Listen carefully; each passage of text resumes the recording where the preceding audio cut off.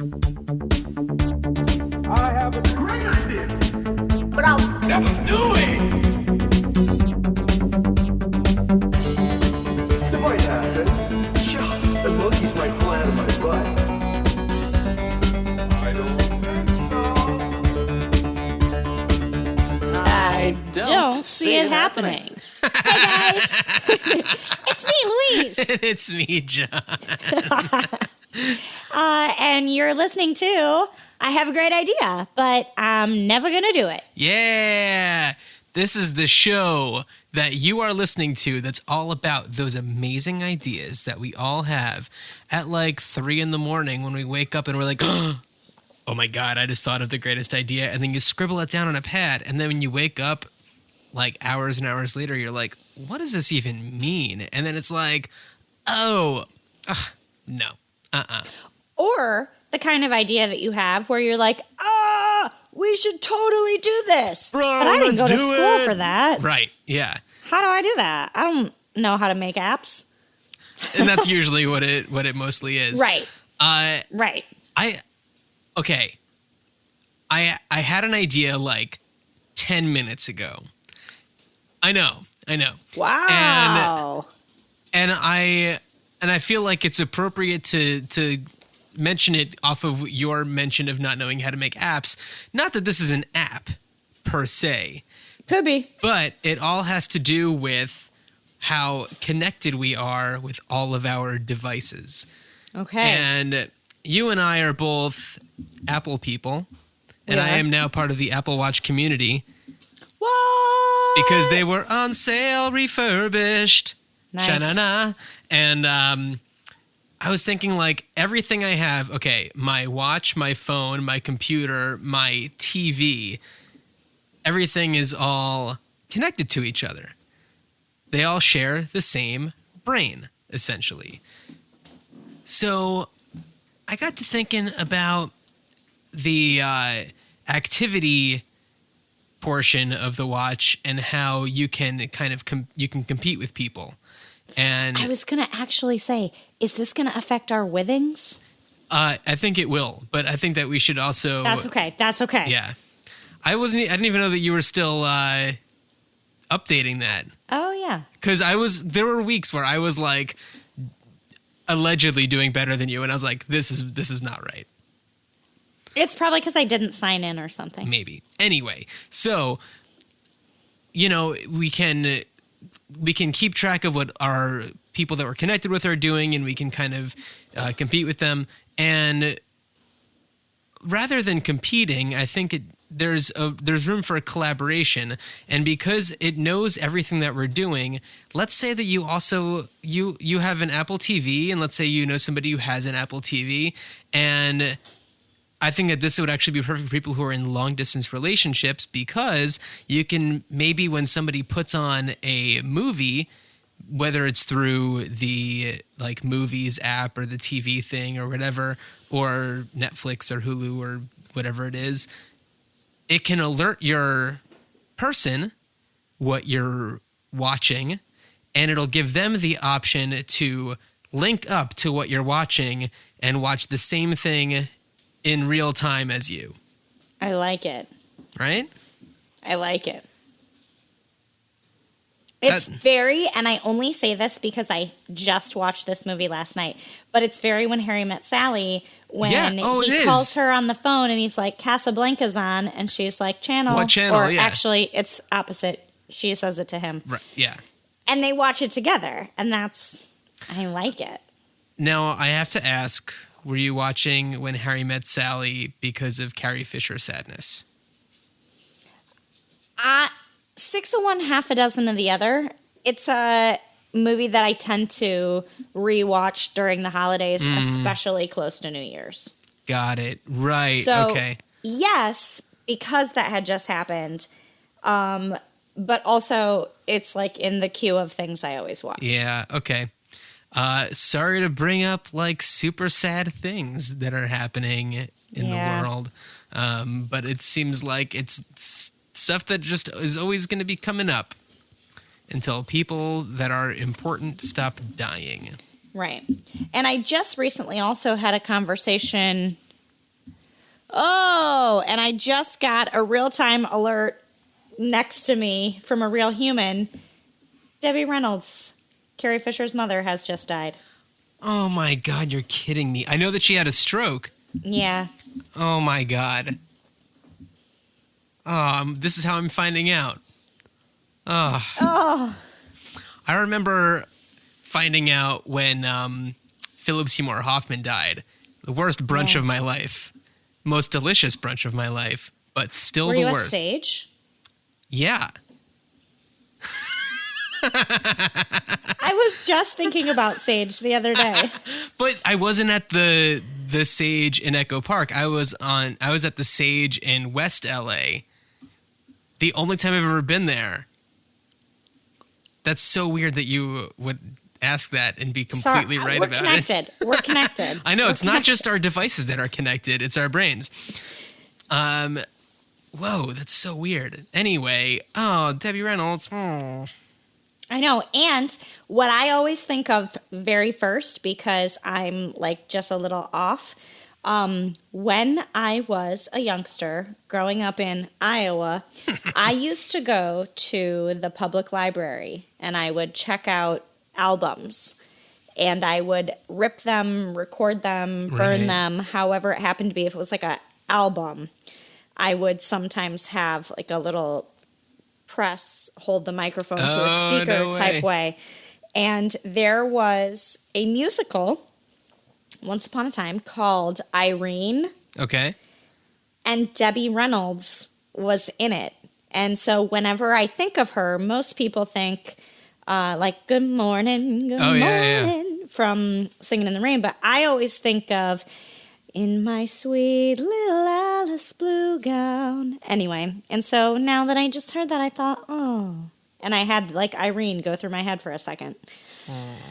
Anyway, deep cuts. Other things to talk about. Have you had any super amazing ideas? We just had the grand holiday season has happened. You had your spider ornament.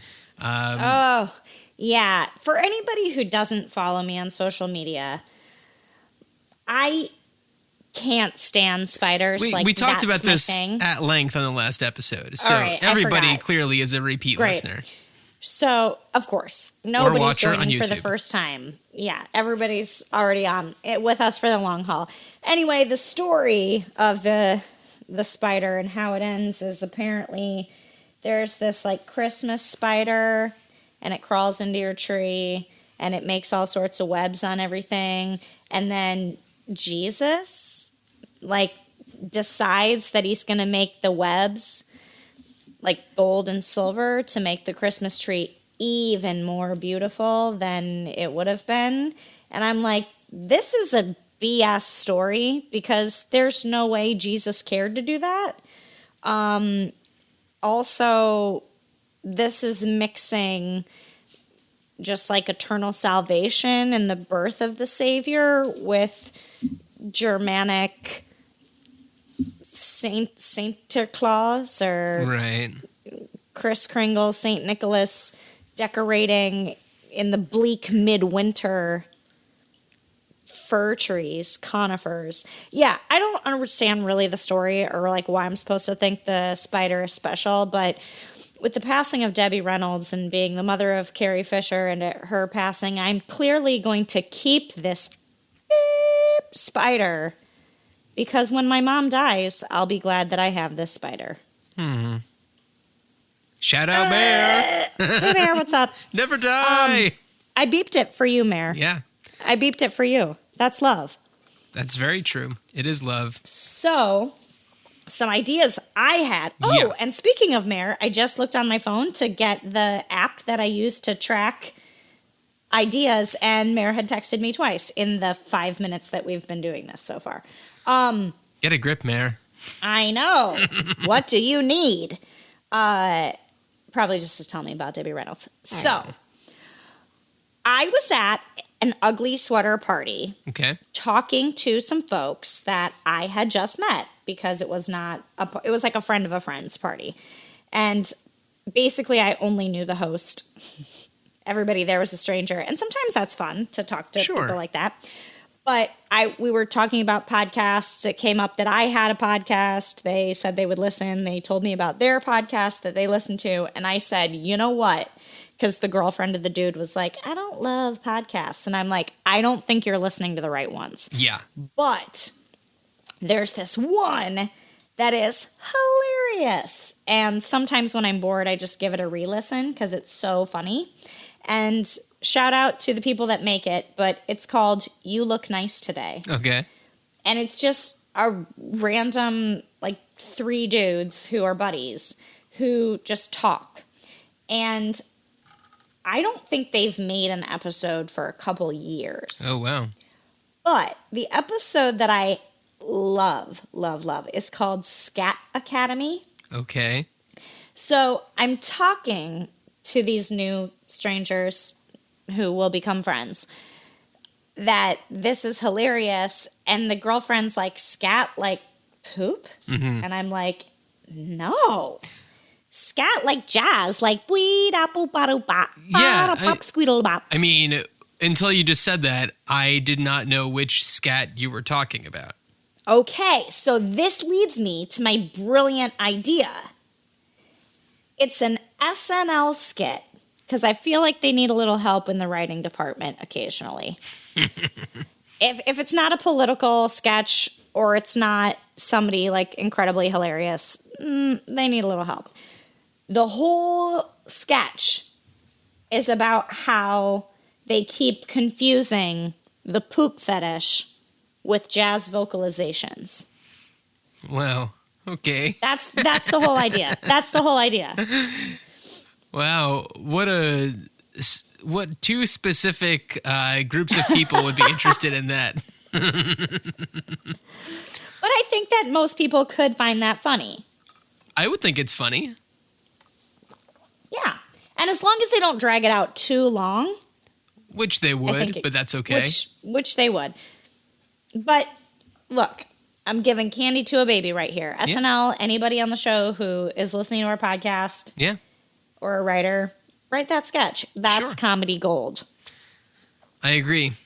I can't wait to have somebody send me a YouTube clip of it because I haven't watched that show in years.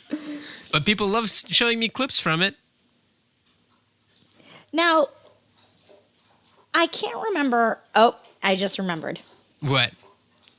That is all. No, I was going to say if it was you or if it was a different specific friend in my life who was like, SNL is crap.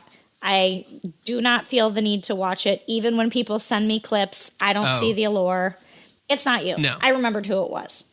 Sounds like a real sourpuss. He's Canadian. Sounds like a real Canadian sourpuss. There you go. Is it Lorne Michaels? Oh, he's Canadian? Yeah. I didn't know that. Yeah. Oh. SNL, eh? That was the original title. Yeah. Yeah. Okay, cool. So that was one idea. Okay. Well, I'm looking at my ideas list, and there are some that I want to save for either the next episode or the one after. And the ones that I have are both beverage related. Okay. And I think that they actually both kind of go hand in hand, even though I had each of these weeks apart from one another. Maybe even months. So, anybody who has listened to this show maybe a few episodes ago or so might have heard that I am off the sauce, do not drink booze. So, and I was actually having this conversation with somebody last night, how there are certain things that I miss about it that I don't miss for the reasons that are because they are alcohol and that they get you drunk or anything like that. But it's more of the ritual of it.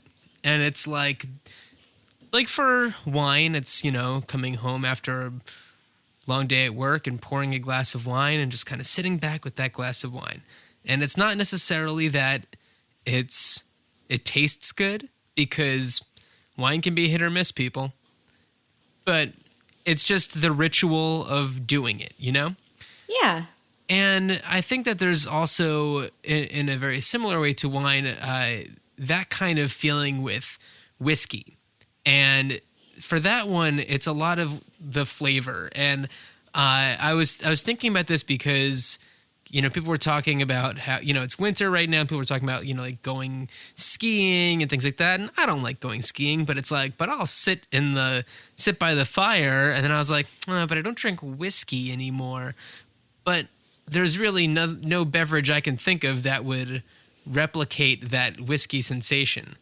So there needs to be some sort of non-alcoholic whiskey that still has that like smoky, spicy flavor that makes you go, but that is non-alcoholic. I don't know if that's even possible, but science, man. I feel like anything is possible. Anything is possible. I agree. We put a man on the moon. We certainly did. Not us. Not like me and you. No. Somebody else had that idea a long time before we were born. And the other idea that I just feel like I need to mention right off of the tails of that one is fun drinks for dogs. Because clearly we have, and I'm just going to spell it out because somebody is right behind me, TREATS for them to snack on.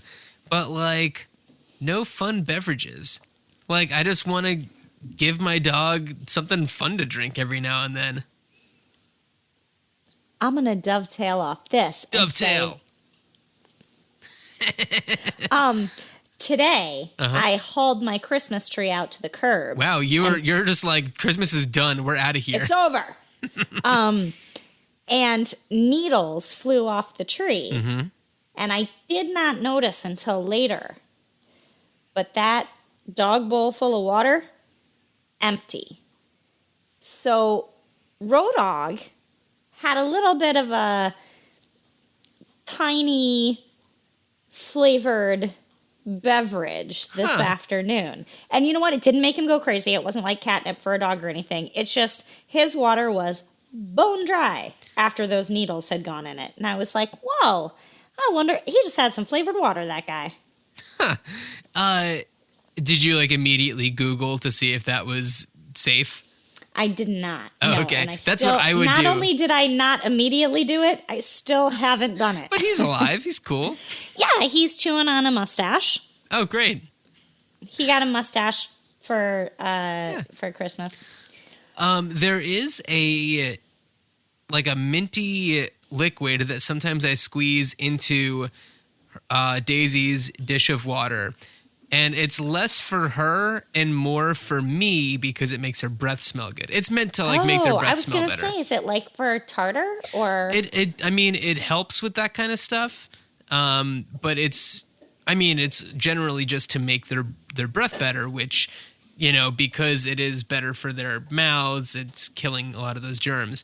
But yeah, she has like minty fresh breath every now and then whenever I remember to squirt that in there. But I don't think that she necessarily cares that the water tastes different. Yeah. But maybe if we had some really interesting flavors like peanut butter or cheese, like typical dog like treat flavors, sweet potato. I mean, I'm just throwing things against the wall, seeing what sticks. Yeah, pumpkin. Yeah. Whiskey. As you will. Just spitballing here. Yeah. So yeah. Dirt. What's up? Dirt. Oh yeah, dirt. Another dog's anus.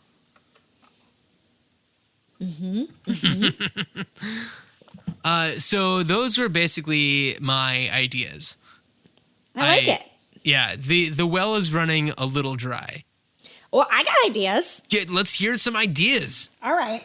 So, you know how you always go through the internet and you see things like, you've been eating Tic-Tacs the wrong way.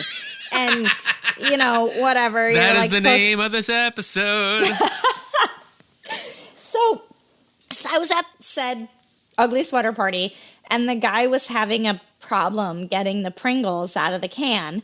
And my brain immediately went to bloop, bloop, bloop, how you get those BuzzFeed articles that are like, this is how you're supposed to eat the Pringles or whatever. What if instead of having a piece of paper that you curl up on its side, stick it in and pull them all out and replace them, if we just had either accordion style Pringles cans or like perforated segments so that when you eat the Pringles down, you just tear off the top and then the lid goes back down and your can just gets like smaller. a grease pencil. Yeah. Yeah. Or like those like mailing envelopes that have the little thing that you pull down. Yes. And that could be on the side and it just kind of Yes. opens up. Well, I have one other issue with this. If you're going to have Pringles at a party, don't leave them in the tube. I'm hoping that the host and the guest that I'm speaking of don't start with this episode. But hey, guys, if you did, thanks for that inspiration. I'm sure that you're a swell person, but come on. just take them out of the tube. Take them out. Put them in a nice holiday serving dish. Unless you're like, man, there's so many people who are going to be at this party who don't know anybody else but me, like Louise. How can I have like some conversation starters? It's like, maybe I'll leave the Pringles in the tube to give them something to talk about. That takes a lot of like mental preparation. You know, when you're throwing a party, you have to make sure that everybody is going to be happy. Yeah. And if you're not going to think of everything, then don't throw a party. Stop that. Just stop while you're ahead. But to the person who did throw this party, I thank you for doing this so that we can talk about this right now. My final idea also inspired at the party.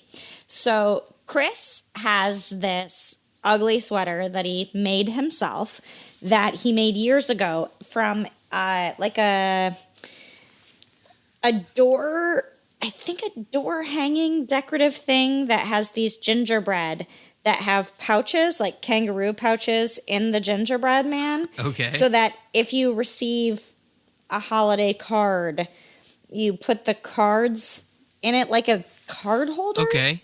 I don't know the point of it, but I know that at the party, Chris wears the gingerbread sweater and he puts his beer like in it, and it's functional and ugly.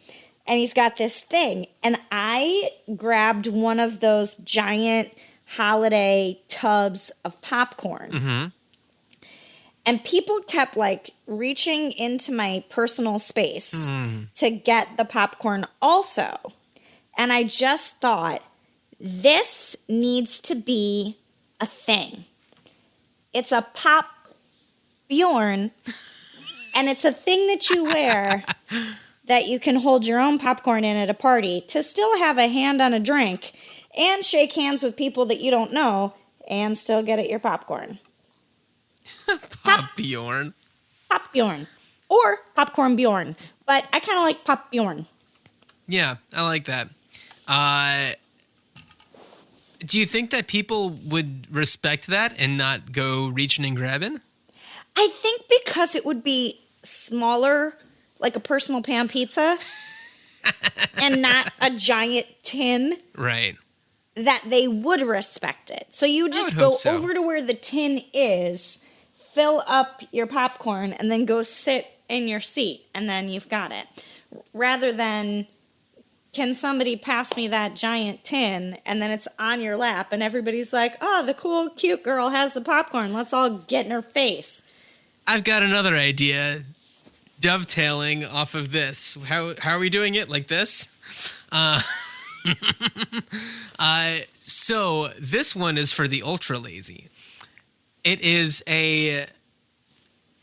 kind of like a clip-on plastic, well, or whatever material beard, and it clips onto it's a trough, and it clips onto your ears and goes onto your chin, and it's like for popcorn, and you just go like, and you pick them up with your tongue, and yeah.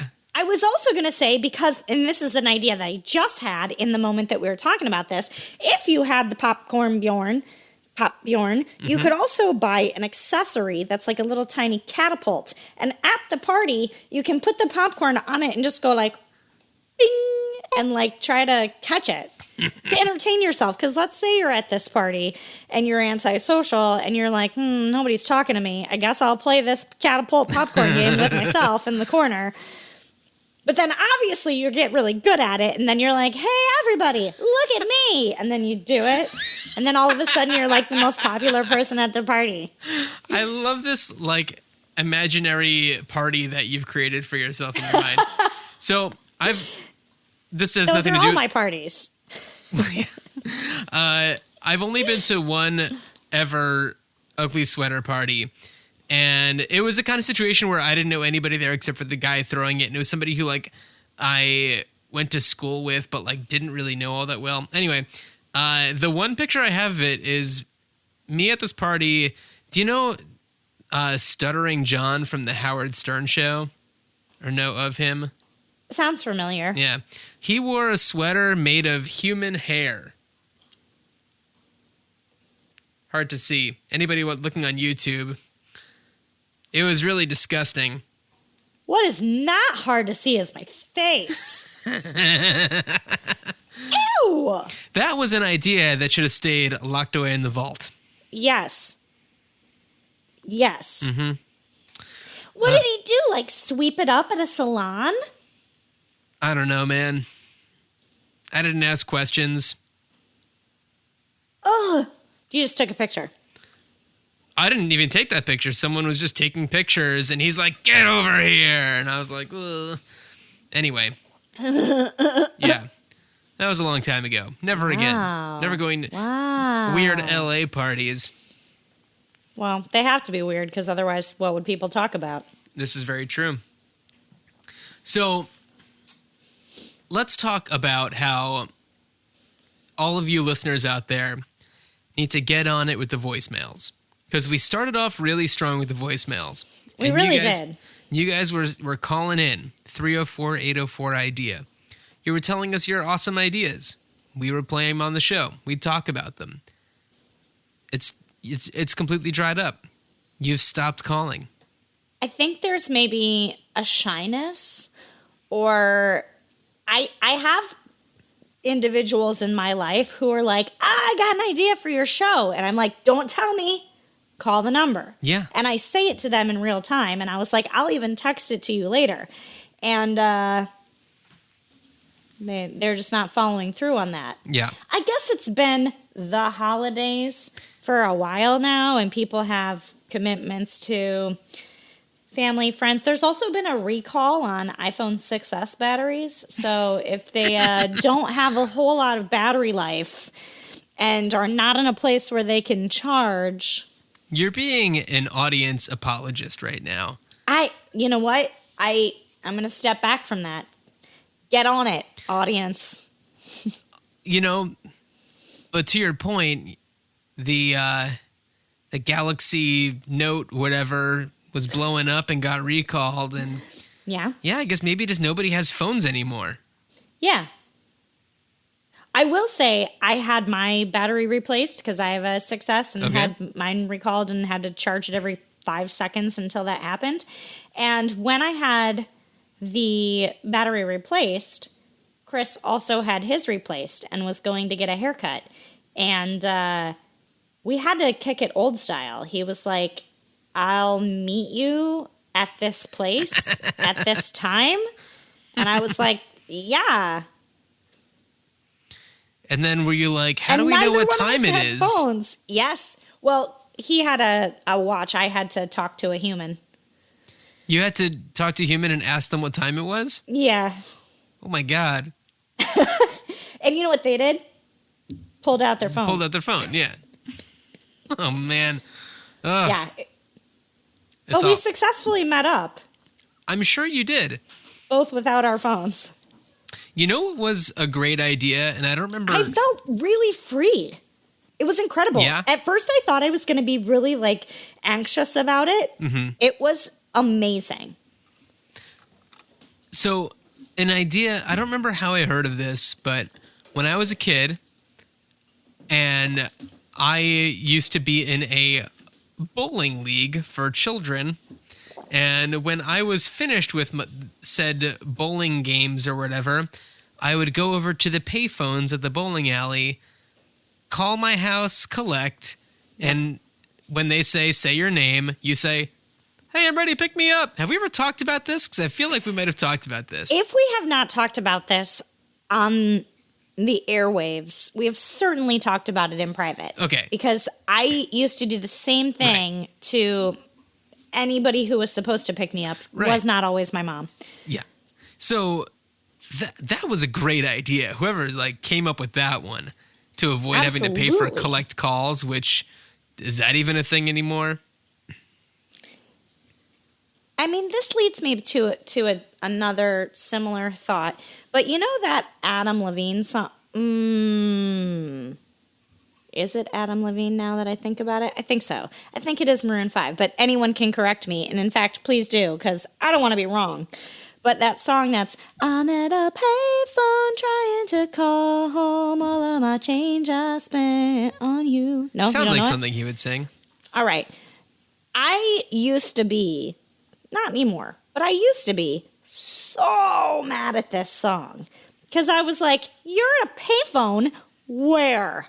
There are no payphones anymore. And even the little huts for payphones don't have phones in them. Right.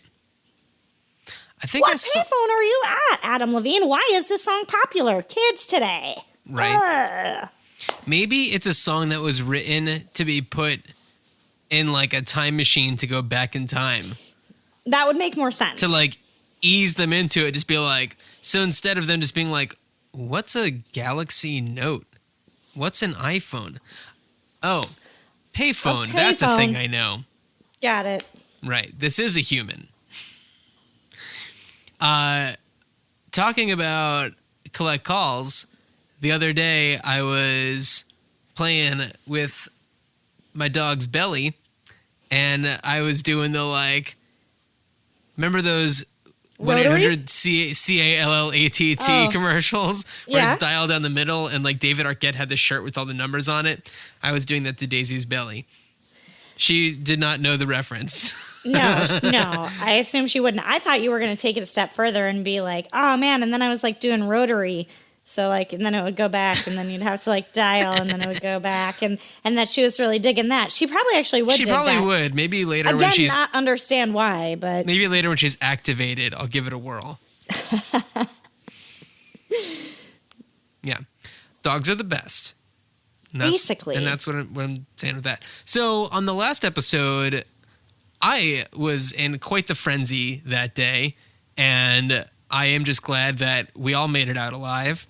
And the only thing that went awry is that you and I did not give each other challenges for this episode of the show. You're right. And I gotta be honest, I feel okay. I feel okay not being challenged. The holidays are a hectic time. I think we needed that mental break. I think it's true. And I think that, do you have any ideas for the next challenge? Because I might have one for both of us. I don't have any ideas. I was going to try to think of one real quick, but I like that yours can be for both of us as long as it's not political. It is not political. Wonderful. Okay. The theme of this challenge is New Year's Eve. Okay. All right. New Year's Eve is my favorite holiday. Is it really? Yeah, it's my favorite. I always liked it a lot, but recently I hadn't been doing anything for it. That's fine. Yeah, it is fine. Part of the beauty of New Year's is if you want to sleep through it, awesome. If you want to get wasted, great. If you want to stay up late, you can. The whole point is to just be around the people that make your life fun. And to be we did it, you guys. We completed one thing. And then to also be it's time to start over. Which, by the by, you can do any day of your life. This is but true. Most people don't. They need that wiping away. Also, it's in the middle of winter, which for the most part can be like really sort of sad and cold and isolated. And because I don't know about you, but when it gets dark at 4:30 p.m.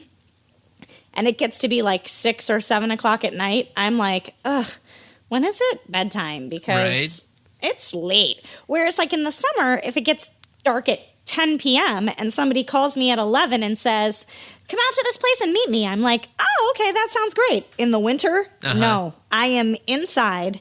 I have been inside. I am not going back out. So New Year's is like a fun respite from just being trapped inside. And there's fireworks most of the time, and confetti, and people like to dress up in like really nice clothes and sparkles, and I love all of those things. You just described all of those new like text message animations that you can use on the iPhone. I totally Fireworks, did. confetti. I think there's one with sparkles. Oh, that's a shooting star. But anyway, you get the point. Yeah. Well, what are you doing for New Year's Eve this year? What are you doing, New Year's? This is a really singy episode for me. It's very singy. Yeah. I guess I'm getting more comfortable. Only took, what, This 16, year, 17 episodes? For New Year's. How many episodes? 17? What? 16? Really? I feel so. People who are not watching on YouTube, I just patted myself on the back, and also that's for you, kind of. I'm so proud of us. We're pretty great. No big deal. We had some transitional plans. That's just like too much to go through. But I think what we have ended on is my old place of work, Alice's Teacup. I am still friends with the people who own it. We have talked them into letting us go there after hours, which, by the by, is only a couple blocks from my apartment. No way. Yeah. So we're going to BYO, like some snacks and beverages. BYOT? Treats. Well, tea. Oh, yeah. Yeah. And then just hang out for a while. Probably put some music on the system to pour make some the place Pringles cool. in a bowl. Pour some Pringles in a bowl. And then before midnight, I'm gonna, anybody's free to come along with me if you want to, pick up, walk over to Sheep's Meadow, because at midnight in Central Park, there is a 5K fun run, and it starts off with fireworks. And though I'm not registered and not running this year, even though I've run in the past, you get to still see the fireworks. Which is really fun. And you can also see the fireworks in Times Square, but not actually have to be there. Oh, okay. And then when it's over, you can just kind of walk home and get into your bed by 1 a.m. and you don't have to fight anybody for a taxi. You don't have to ride the trains when they're local. You don't have to come in from another borough. All these things that are really awesome. I just remembered that it's not like I forgot that you live in New York, but I just kind of remembered that you live in New York. And that just thinking about what your day-to-day must be like gives me anxiety. Oh, it gives me anxiety sometimes too. Sometimes I'm like, wow, I did this and this and this and this and this and this, and it was all amazing. And I did, it was so productive, and it's only noon. Right. And then there are other times, quick side story. Christmas Day this year, I was at my apartment. I taught a class in the morning at my job and came home, walked the dog on an amazing, luxurious hour-plus walk, because what else are you going to do? Everything's closed. And we were in the Central Park, and there were 1 million people there. It was as if the Macy's Thanksgiving Day Parade was happening on every sidewalk in Central Park. And I feel that it was that way because tourists are like, let's go spend Christmas in New York, and then everything's closed. Yeah. No, what do we do? Right. So everybody was like, let's walk around in Central Park. Anyhow, I heard one such disgusting tourist say to another disgusting tourist, this park really isn't that relaxing. I feel like, I just don't get it. And I wanted to be like, leave. It's relaxing every other day. Or like, come back on Tuesday. Like, right. It won't be like this. Yeah, I was a separate spinoff of this conversation, just having a conversation about if I did move out of the city to purchase a home somewhere, how that gives me crippling anxiety. Really? Yeah, and I think that, after talking about it, I think the reason is just my experience with houses. My Uncle Mark still lives in the house that he lived in as a child. Like, his parents owned that home, and then when they passed away, he is still in that home. That is the home that I started living in when I came into this world. And then when I was 5, my mom bought a different house, which she then kept until I was 3 years into college, which then she moved to a different city in a different house. So just my experience of houses is you're there for the next 20 years. And that crippled my soul. And I needed a partner to tell me, like, you know, you can always sell a house. You can always move into... My brother and his wife are on their 3rd house. And I'm on my 2nd. You're on your 2nd? Yeah. Check this out. I was just handed a pizza. You were handed a pizza by a dog?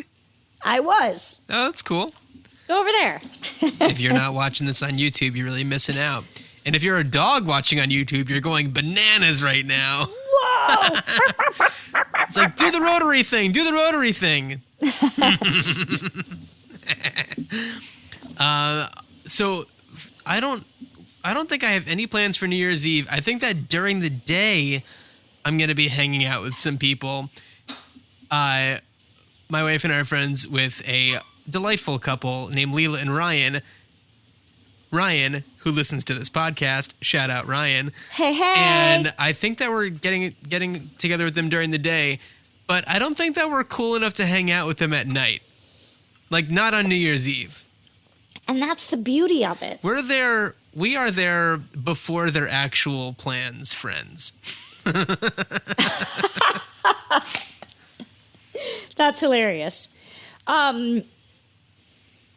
No, that's the beauty of New Year's, though. Everybody, or at least everyone I talk to, says that they get really stressed out about doing something amazing. And I'm like, but that's the thing. Anything you can do, like where Thanksgiving, the whole point is that you have to travel somewhere and then be with people. Right. And eat food. So somebody has to cook the food. You have to make sure you have all kinds of food that everybody's going to like. Oh, my God. If you happen to, be a part of my family, you worry if it will be edible. Just because certain people, Mare, can't cook. Shut up, Mare. And, I'm sure you're a wonderful cook. Nope, no. And if maybe on the Facebook page, I'll post some pictures. She has been demoted to iced tea. That's what she makes for meals because the woman has messed up Jell-O. The woman has messed up fruit salad. I don't know how you messed that up, but she did. And I need to post pictures of how badly, because you think, what do? You just clean the fruit and you chop it up and you put it in a bowl? Not if you're Mare. And then Christmas, you have the added, or Hanukkah, though I'm told it's not as big of a deal, you have the added pressure of, I got to go out shopping. I got to buy the gifts. I got to wrap the gifts. I got to bring the gifts. And then the people have to open the gifts, and I hope that they like them. And if they don't, it's just consumerism. And some people get stressed out about giving and or receiving gifts. And there's none of that with New Year's. That's true. It's just, I love and appreciate you guys. Let's hang out. Yeah, it's basically, well, it's unlike Thanksgiving in that it's celebrated around the world. And also there's less emphasis on family, which if you're into your family, you love those holidays. Sure. Or if you are stressed out by your family, that is... You do this however you want. And there's no religious affiliation. Yes. It's just like, hey, see you later last year. What's up and there's this like next all this year? sort of like group anticipation, which I think is really cool. And then you like count down and it like builds intensity. And then you're like, yay! Do you have any favorite New Year's Eve scenes from movies? Well, I know that there is a movie called New Year's Eve. There is. And I haven't seen it. It's not very good. Okay. But rest in peace, Gary Marshall. We were just talking about When Harry Met Sally. Right. I feel like I love and hate that movie at the same time for numerous reasons. But I do watch it multiple times a year. That one, I can't really think of other movies with New Year's moments in them. I was just thinking of it because of When Harry Met Sally. That's all. Oh. Yeah. Yeah. I also, one of my favorite scenes is when they're at the New Year's party and Meg Ryan's character is like, I'm just going to go. And Carrie Fisher's character is like, you'll never get a cab. And then she's like, I have to go. I just, the thought of not kissing somebody at midnight. And then Bruno Kirby. Thank you. I was going to say Kirby Wilson, but that's not right. Okay, Bruno Kirby, thank you, is like, I'll kiss you. Right. Like, that's one of my favorite lines in the movie. I actually just thought of a really good movie that has a great New Year's scene that takes place in Paris. So going along with the theme of it's celebrated everywhere, there's a movie called CQ. It's directed by Roman Coppola. Jeremy Davies is in it. It's so much fun. It takes place in like late 60s, early 70s Paris. And there's a super fun New Year's Eve scene. And it's just like, yeah, this is a different country, but this looks like an awesome party. This looks like something that people would be doing here too. Yeah. It brings us all together. Yeah. Except for people who recognize different calendars, like the Hebrew calendar. Or isn't there like the Chinese New Year? The Chinese New Year. Which is in January, February? Yeah, but I feel like still everyone else is just like, oh yeah, it's going to be 2017. We know what's up. Yeah. We'll have our thing, but we'll also have this thing. Yeah. Let's all just have more holidays, not less, more. Well, so our challenge for each other for the next episode, we've been rambling not about ideas at all. That's fine. Our challenge for each other for the next episode is New Year's. Our next episode will be in the new year. So what we are talking about will be ideas that maybe we have followed through on. I don't know. Or maybe it will be New Year's Eve and we'll be like, it would be really great right now? This. And then it's like, but I'm not going to talk about it until the podcast. But yeah, so that I think that'll wrap it up for this episode. What do you think? I like it. Yeah? I feel good about that choice. I feel good about it too. And I feel really good about hearing those little squeaks from the dog toy. That's the pizza. That's the pizza.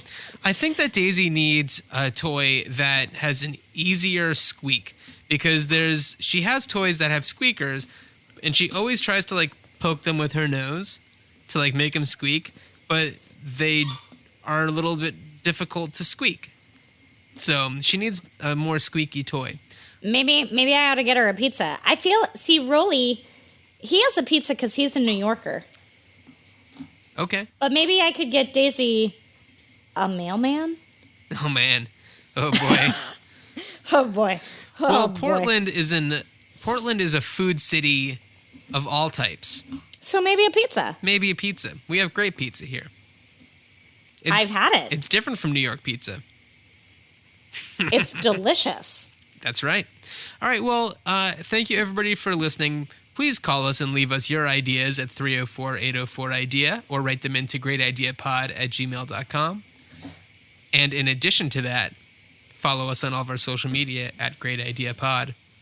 And yeah. Happy New Year. Happy New Year, everybody. Thanks for hanging out. Thanks for hanging out. Bye. Bye. I don't see it happening.